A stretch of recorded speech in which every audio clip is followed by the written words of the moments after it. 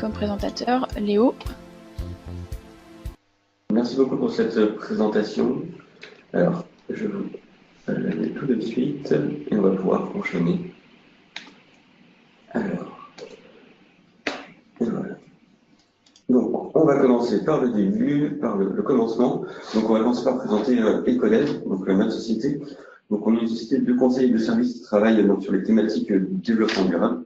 On a trois métiers en particulier qui vont être donc vraiment sur le conseil. On va avoir aussi une autre partie qui va traiter plutôt du déploiement de l'actions concrètes au sein des organisations publiques ou alors en entreprise. Et également, on va avoir un troisième métier qui structure en fait les deux autres. Ça va être tout ce qui va toucher à la communication et comment accompagner en fait le développement des projets.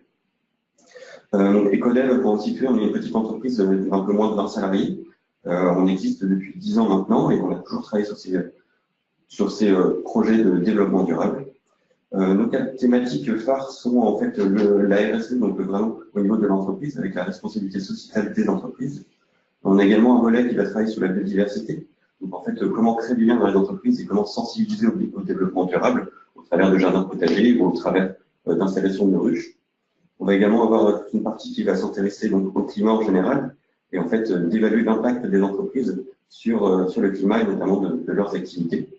Et enfin, le dernier thème, le dernier sujet sur lequel on intervient, et ce pourquoi on est là aujourd'hui, ça va être donc le sujet mobilité. Donc, on va vous présenter c'est le plan de mobilité, on va vous montrer également quelle était l'importance de la communication dans un plan de mobilité. Pour continuer rapidement sur les collègues, pour aussi nous présenter, puis parler un peu des chiffres qui nous sont présentés face écran. Donc, on a commencé très tôt à travailler sur les sujets de développement durable. Et donc, on s'est tout de suite posé la question de est-ce qu'on avait besoin d'une agence de com pour travailler avec nous là-dessus. Et on a pris parti en fait de développer notre propre agence de communication qui arrivait donc en fait dès le début pour porter nos sujets. Depuis 2009, on a organisé plus de 500 événements de sensibilisation. Alors dans ces événements, on peut avoir des événements de matinées thématiques. Donc c'est-à-dire on va travailler sur l'alimentation durable ou alors sur les trajectoires de 2 à travers ces événements qui sont organisés dans nos locaux ou alors au sein des entreprises à travers la sensibilisation à la mobilité, notamment en essayant des trottinettes électriques par exemple ou des vélos à assistance électrique qui permettent en fait d'avoir une autre vision de nos déplacements. Et enfin, pour finir sur le covoiturage, depuis en fait 2009, depuis notre création, nous avons travaillé en partenariat exclusif avec Blablacar, qui nous a confié en fait le développement des solutions de covoiturage donc pour les entreprises et les organisations. Pas du tout le côté mise en relation de personnes pour créer du covoiturage, mais vraiment construction de services de covoiturage pour des départements ou pour des entreprises. Et donc, on a touché à travers ces projets près de 250 000 personnes, donc, ce qui fait déjà un certain nombre de personnes. Maintenant, on va entrer en fait dans le vif du sujet, donc sur la communication. Donc, dans la première partie, on va vous présenter en fait à quoi sert la communication, comment elle va contribuer à changer les pratiques.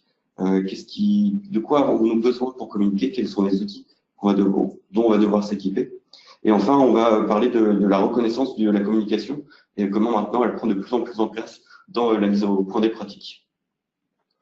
On va également vous parler, au-delà de à quoi sert le plan de la communication, on va vous parler aussi des différentes façons d'informer les salariés. Donc, on parle de communiquer auprès des salariés, donc l'idée d'informer, l'idée de sensibiliser également, afin de pérenniser les pratiques. Et enfin, l'idée d'impliquer les collaborateurs pour aboutir à un projet partagé par l'ensemble des personnes investies dans le projet. Alors, donc on va commencer tout de suite par un petit mot sur le plan de mobilité. Peut-être que vous n'êtes pas tous familiers avec ce terme. Alors, donc le plan de mobilité, c'est une démarche qui est obligatoire depuis le 1er janvier 2018 pour toutes les entreprises qui ont plus de 100 salariés qui sont intégrés à l'intérieur d'un plan de déplacement urbain. L'idée du plan de mobilité, ça va être de favoriser l'utilisation des transports alternatifs différents de la voiture individuelle. Donc, ça va être soit aller vers une autre utilisation de la voiture, covoiturage par exemple, ou alors aller vers d'autres modes de transport. On pense tout de suite transport en commun ou modes actifs, vélo et marche. Donc, en plus du projet réglementaire, le plan de mobilité, c'est également un outil de travail au sein de l'entreprise pour réfléchir à comment impliquer les salariés, réfléchir également sur notre vision de la mobilité au sein de l'entreprise, à ce qu'une entreprise peut faire pour simplifier la mobilité, Et c'est également aussi des questions que l'on se pose individuellement pour savoir si nous-mêmes, on n'aurait pas d'autres solutions pour se déplacer autrement, pour se rendre au travail en tout cas. Je vais maintenant laisser la main à Morgane qui va continuer sur cette présentation. Donc bonjour à tous déjà. Comment mettre en place une stratégie de communication pour bien déployer en fait votre plan de mobilité au sein de votre entreprise. Donc ce qu'on recommande en fait, la clé du succès pour mettre en place une démarche de communication efficace, c'est d'avoir une communication qui sera massive, régulière et multicanale. Donc, une des possibilités pour mettre en place cette stratégie de communication, ce serait déjà dans un premier temps, en fait, de définir une feuille de route. Qui va vous permettre, en fait, de définir les cibles, donc les personnes que vous voulez cibler, les sujets que vous voulez aborder et mettre en avant, et aussi de définir donc les meilleurs canaux de communication pour pouvoir toucher ces cibles. Et enfin, dans un dernier temps, afin d'avoir une communication régulière et organisée, définir un planning qui va permettre, en fonction de l'actualité, par exemple, des sujets de développement durable, comme par exemple la semaine de la mobilité durable en septembre, de définir donc en fait les meilleurs moments pour communiquer auprès de vos collaborateurs. Donc, la stratégie de communication se compose donc de trois parties. Donc, on va dire, il y a la communication, dans un premier temps, la communication informative qui va permettre donc d'informer vos collaborateurs sur les enjeux de mobilité et également de les informer sur la démarche de plan de mobilité. Donc, la partie informative, ça peut se matérialiser sous différents aspects. Donc, ça peut se matérialiser par des affiches pédagogiques qui vont permettre donc d'informer vos collaborateurs de la mise en place du plan de mobilité. Ça peut se matérialiser par des dépliants, des flyers, un email d'information pour expliquer la démarche, une newsletter ou encore un article sur votre intranet. Donc, c'est vraiment important de présenter cette démarche pour que vos collaborateurs soient au courant en fait du lancement de ce projet. La deuxième partie de la communication, ça va être une communication participative qui va permettre en fait d'impliquer vos collaborateurs dans cette démarche de plan de mobilité et de co-construire avec eux ce projet. Donc la communication participative, ça peut se matérialiser sous forme de sessions de formation aux enjeux du plan de mobilité. Ces sessions de formation peuvent aussi permettre de diffuser par exemple une enquête sur les pratiques de mobilité de vos collaborateurs et donc de pouvoir en fait discuter de ces enjeux-là, les aider à répondre à l'enquête, répondre à leurs questions sur la démarche du plan de mobilité. La communication participative, ça peut aussi se matérialiser lors de la création en fait du plan d'action qui va découler de votre plan de mobilité. Donc, ça peut se matérialiser par des ateliers de concertation et de co-construction où les collaborateurs vont pouvoir eux aussi s'impliquer dans la mise en place du plan d'action, dans la création du plan d'action et proposer leurs idées pour développer les alternatives à la voiture. Et enfin, donc une stratégie de communication, ça passe aussi par une communication événementielle qui va permettre d'animer le plan d'action et la démarche du plan de mobilité dans le temps, sur le long terme, puisque l'idée c'est bien en fait d'avoir un projet qui va continuer à vivre dans le temps et de faire évoluer en fait les habitudes de mobilité de vos collaborateurs. Donc pour cette partie communication événementielle, ça va se matérialiser par des animations pédagogiques. Ça peut être des animations qui vont être menées par exemple au lancement de chaque action du plan d'action et des organisations et l'organisation par exemple de jeux concours ou de challenges de la mobilité qui vont permettre vraiment à vos collaborateurs de s'impliquer dans cette démarche et de tester de nouvelles solutions de mobilité.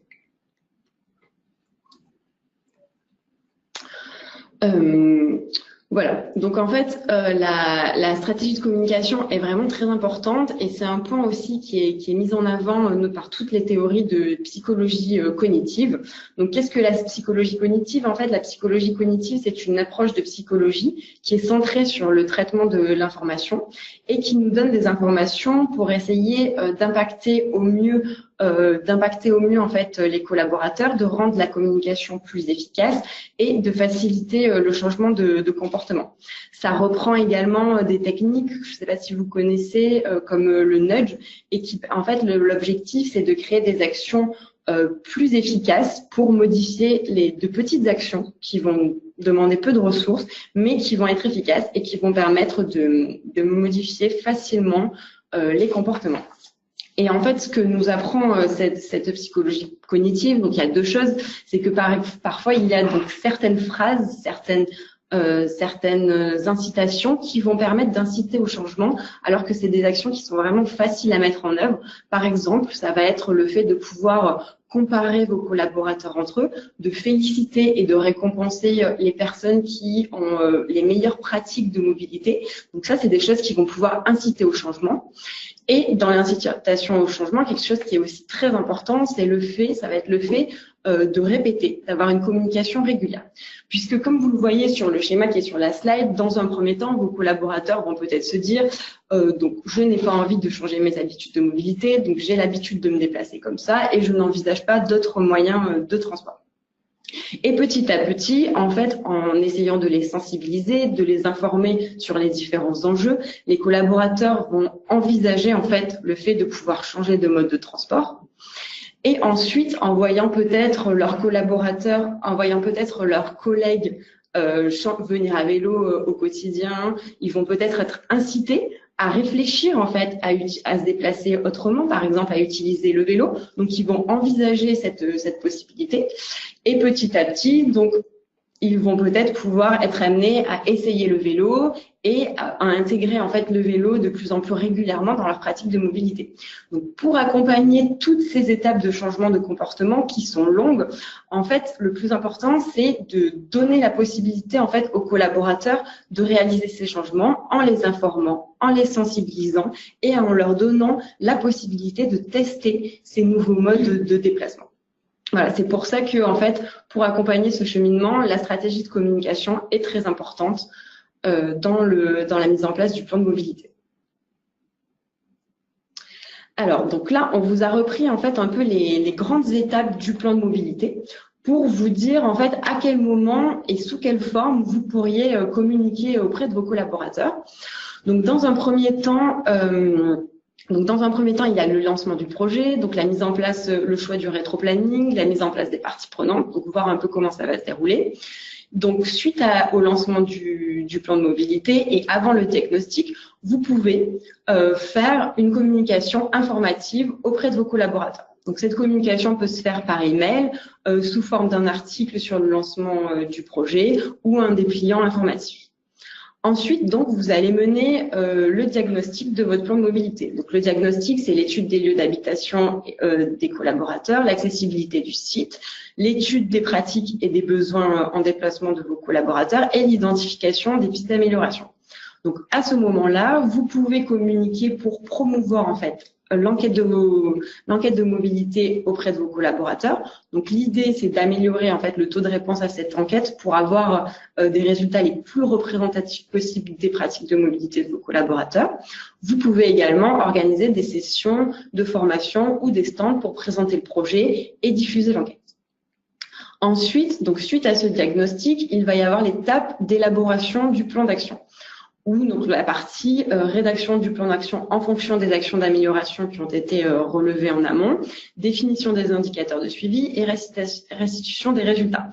Donc à ce moment-là, vous avez la possibilité d'organiser des ateliers de concertation pour co-construire les plans d'action avec vos collaborateurs afin qu'ils puissent proposer leurs solutions et qu'ils puissent ensuite se sentir plus impliqués en fait dans la mise en place de ces plans d'action. Voilà. Suite à la définition du plan d'action, vous pouvez, si vous le souhaitez, donc en fait, présenter tous les résultats de ce plan de mobilité. Ça peut être sous forme, par exemple, d'infographies, d'affiches dans vos locaux qui vont permettre de présenter les résultats du diagnostic et les grands axes du plan d'action. Suite à ça, en fait au projet de plan de mobilité, donc vous allez donc déployer votre plan d'action et suivre les actions mises en place. Donc à ce moment-là, ce qui peut être intéressant, c'est d'organiser régulièrement, par exemple de manière annuelle, une journée de sensibilisation sur les enjeux de la mobilité, les bénéfices des modes actifs, et également, par exemple, organiser des stands ou des petits déjeuners thématiques au lancement de chaque action pour bien présenter les actions aux collaborateurs. Ce qu'il est aussi possible de faire, c'est de participer à des jeux concours, des challenges mobilité qui vont inciter les collaborateurs à se déplacer autrement qu'en voiture. Alors, pour continuer dans le sens de Morgane et appuyer l'idée de travailler le plan de mobilité à la fois comme un projet en lui-même pendant toute la démarche de plan de mobilité qu'on établit au sein de l'entreprise, il faut aussi voir en fait la suite du plan de mobilité, donc qui va être le déploiement et la dernière partie dont va parler Morgane juste avant. Dans cette partie du déploiement du plan de mobilité n'est pas moins important, c'est pas le moment où il faut se démobiliser et arrêter d'évoquer les questions du plan de mobilité. C'est le moment où simplement on met en place les actions et où justement on a besoin de l'apport de tous pour rendre en fait ce plan de mobilité, ce travail de diagnostic qui a été fait avant, de le rendre possible au sein de l'entreprise. Alors cette idée de communication et d'information, de sensibilisation à la fin du projet, jusque-là c'était pas forcément quelque chose qui était acquis pour les organisations, mais pour le plan de protection d'atmosphère d'Île-de-France, qui a en avance en fait sur sur la mise en place des plans de mobilité, est en fait un petit peu plus loin que la loi et a décidé que lors de l'élaboration du plan de mobilité, dans la partie plan d'action, il est obligatoire donc pour chaque entreprise et chaque organisation de déposer une partie qui soit dédiée à la communication. Alors une partie donc dédiée à la communication et à la sensibilisation, donc au sein de l'entreprise, mais également une deuxième partie qui est obligatoire et qui va être liée à la démarche de qualité de l'air pour tout le territoire. C'est-à-dire que dans cette partie-là, l'entreprise a l'obligation de mettre en place quelques actions lorsqu'il y a des problèmes avec la qualité de l'air. Donc on parle de dépassement des seuils d'information lorsqu'il y a de la pollution ou des seuils justement d'alerte. Alors vous avez pu le voir, cette semaine on a eu quelques alertes pour à la pollution en Île-de-France. Il y en a eu également quelques autres la semaine dernière. Et donc dans ces moments-là, les entreprises doivent pouvoir mettre en place des actions et informer leurs salariés qu'il y a d'autres moyens pour eux de se rendre sur le lieu de travail, ou alors pourquoi pas, en fonction des entreprises, mettre en valeur le fait de rester chez soi à travers le télétravail pour ne pas finalement être exposé à ces pollutions d'air, mais également ne pas polluer plus que déjà l'épisode polluant qui est en cours. Donc voilà pour cette première partie qui vous expose pourquoi mettre en place la communication au sein de votre plan de mobilité et pourquoi la communication devient de plus en plus importante et maintenant obligatoire pour certains documents. Et on va passer maintenant donc aux questions, partie plutôt donc aux questions que vous nous avez posées et on va essayer d'y répondre pendant les 10 prochaines minutes.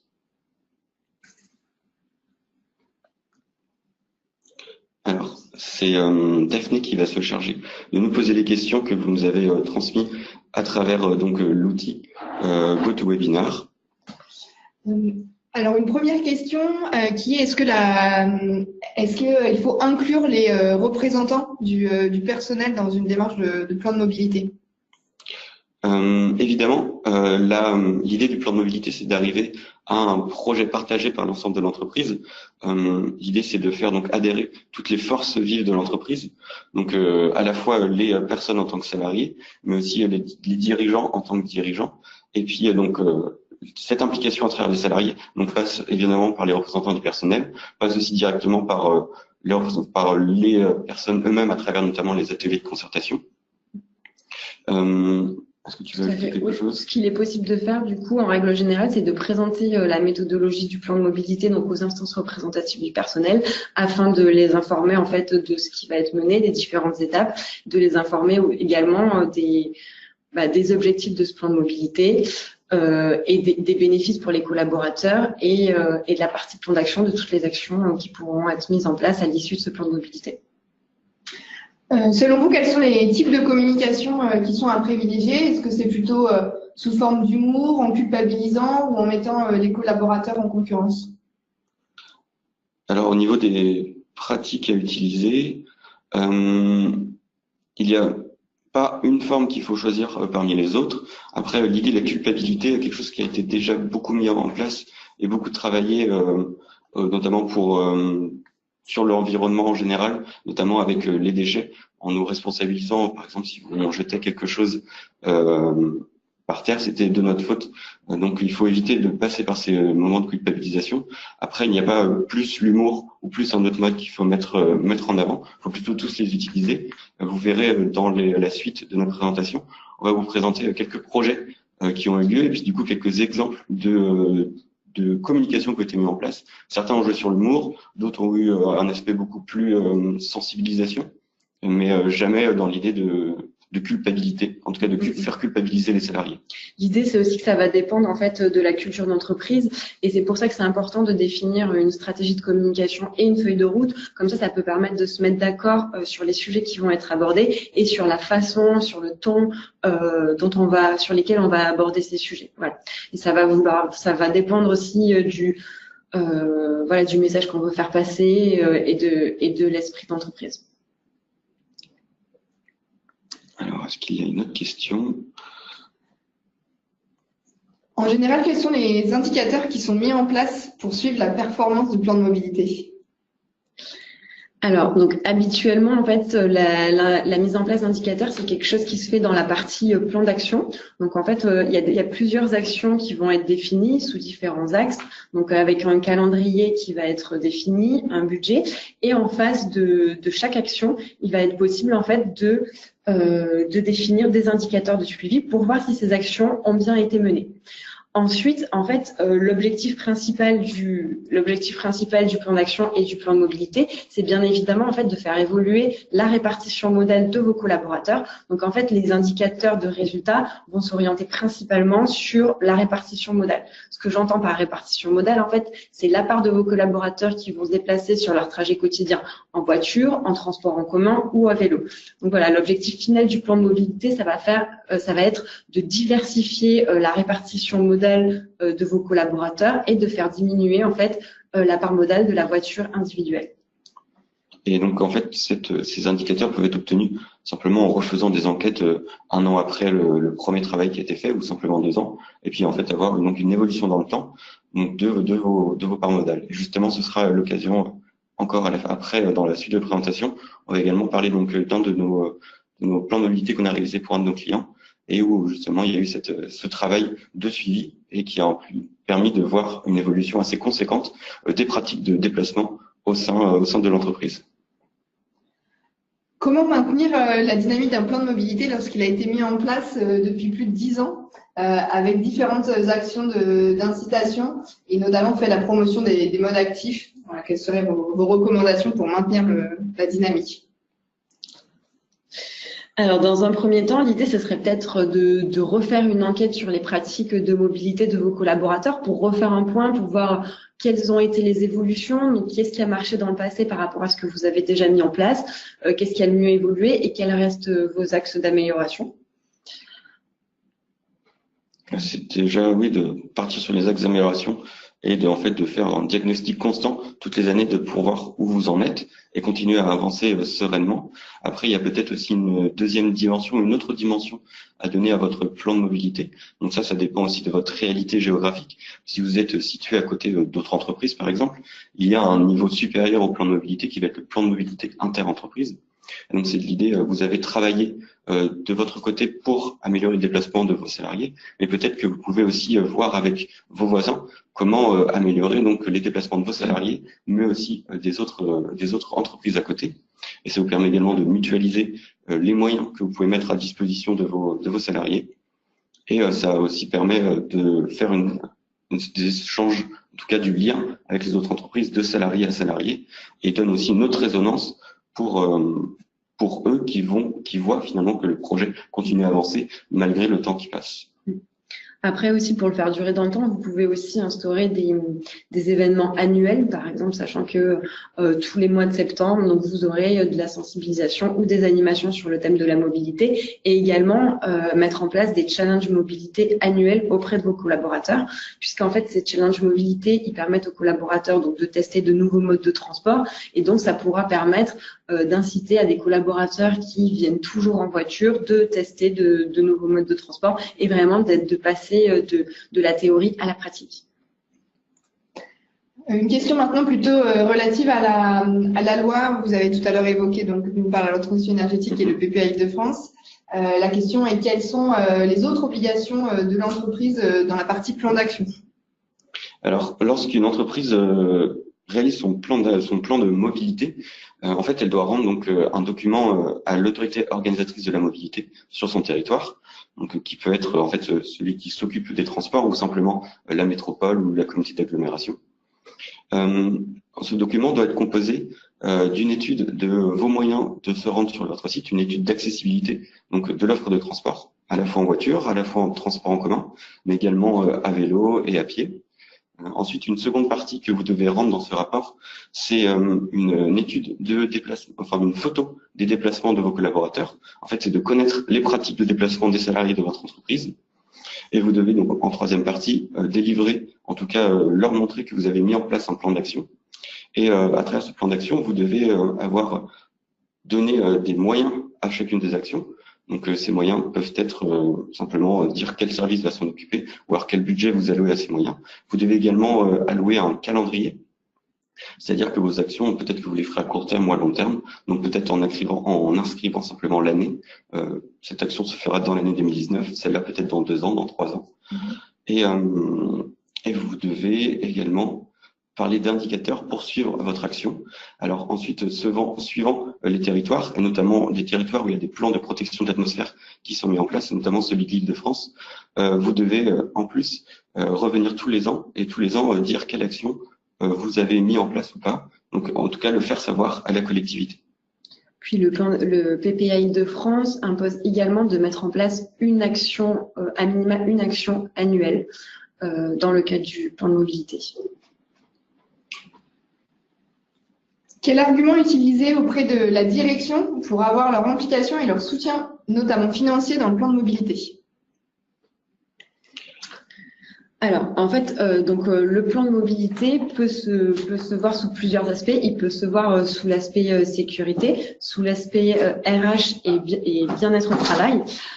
Et donc, le plan de mobilité peut être un aspect en fait pour améliorer l'image de votre entreprise et de votre marque employeur, puisqu'on sait très bien qu'aujourd'hui en fait les trajets domicile-travail peuvent être source de stress, et en fait le fait de pouvoir améliorer ces trajets domicile-travail peut être quelque chose d'attractif pour vos collaborateurs, aussi bien en termes de bien-être que en termes de budget.